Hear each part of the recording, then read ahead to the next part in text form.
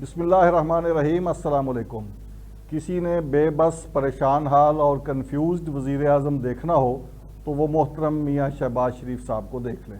Army chief की तकर्री आइनी तौर पर वज़ीर आज़म का इख्तियार है। आइन उनको ये ताकत देता है और इख्तियार देता है कि वो वज़ारत दिफा की जानिब से भेजी गई समरी में से किसी भी जर्नल को आर्मी चीफ़ के लिए मुंतखब कर लें।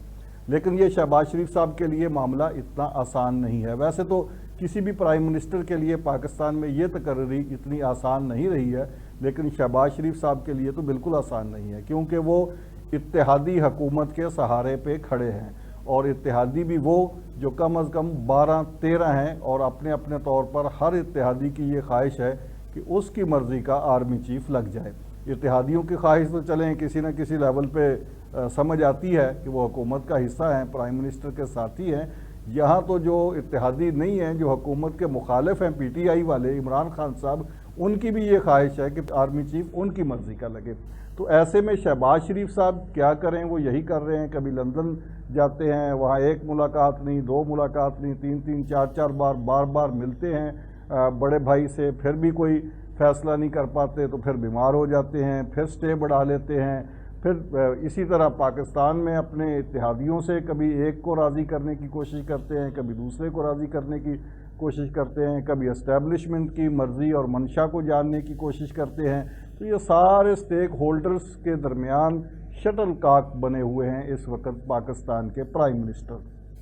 चलें, आर्मी चीफ़ की तकर्री का मामला तो हमेशा से ही पाकिस्तान में इस तरह रहा है। इस मामले में उनकी परेशानी किसी हद तक आप उसको जायज़ समझ सकते हैं, लेकिन कुछ दीगर मामलात भी ऐसे हैं जिनमें मौजूदा वज़ीर आज़म शहबाज शरीफ साहब इंतहाई बेबस दिखाई देते हैं।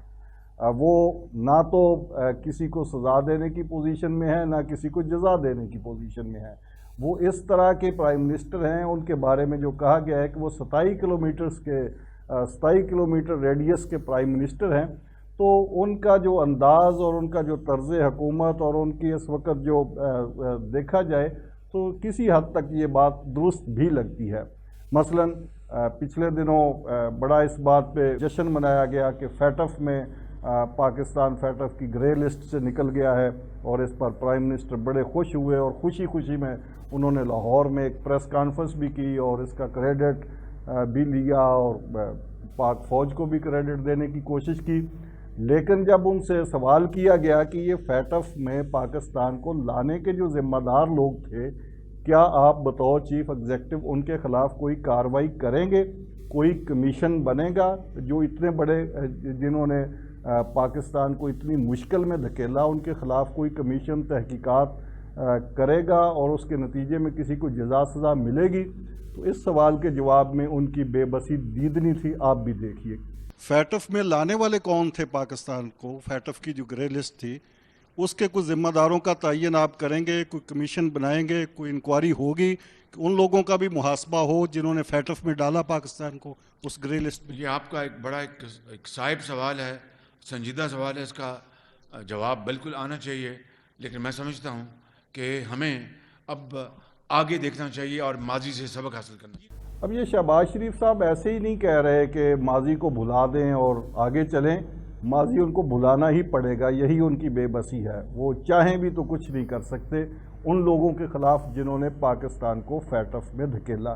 चलें, ये भी हम कह लें कि एक बड़ा मामला था, इसमें नेशनल इंटरनेशनल फोर्सेस और सियासत और पता नहीं क्या क्या इन्वॉल्व था, बड़े बड़े लोग इन्वॉल्व थे, ताकतें इन्वॉल्व थी, दहशत गर्दी के मामला थे। चलें, हम इस पे भी उनकी पशेमानी को और उनकी बेबसी को सरफ नज़र करते हैं।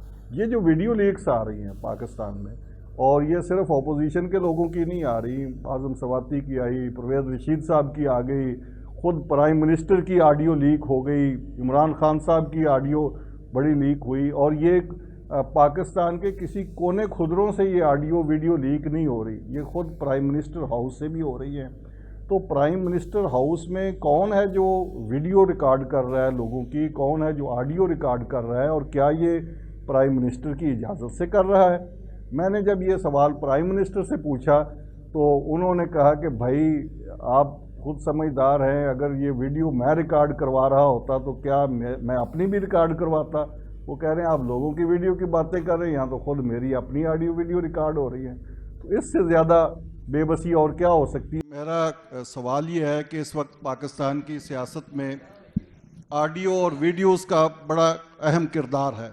خود پرائم منسٹر ہاؤس کے اندر سے ویڈیوز لیک ہو رہی ہیں، آڈیوز لیک ہو رہی ہیں. کیا یہ آپ کی اجازت سے ہو رہی ہیں سارا کچھ؟ اور اگر اجازت سے نہیں ہو رہی تو پھر ان کا آئینی طریقہ کار کیا ہے؟ کون ذمہ دار ہے؟ کیا اس کی انکوائری ہوئی اب تک؟ تو جو میرے خلاف ویڈیو جاری ہوئی تھی وہ میں نے اجازت دی تھی. نہیں تو اس کی تحقیق میں نے اس کو کہا ہے FIA کو اس کی تحقیق کی جا رہی ہے اس کی بالکل. تو جناب آج کے ویلاگ کا مقصد یہ تھا کہ عمران خان صاحب کو اب اعتراض نہیں کرنا چاہیے کہ ان کی حکومت بے بس تھی. وہ تو بے بس ہونے کا جو رونا ہے، بے بسی کا رونا ہے، وہ حکومت سے نکلنے کے بعد رو رہے ہیں. یہاں تو پرائم منسٹر ہوتے ہوئے بھی بے بس ہیں اور اس کا وہ اظہار بھی کر رہے ہیں. تو دعا کریں کہ اللہ تعالیٰ پاکستان کو بے بس وزیر اعظموں سے نجات دلائے اور یہاں پہ جو بھی چیف ایگزیکٹو بنے اس کو آئین نے جو اختیارات دیے ہیں کم از کم وہ اپنے اختیارات کے استعمال میں آزاد ہو، فری ہو اور با اختیار ہو. ایسی توقع کرنے میں اور خواہش کرنے میں کیا حرج ہے؟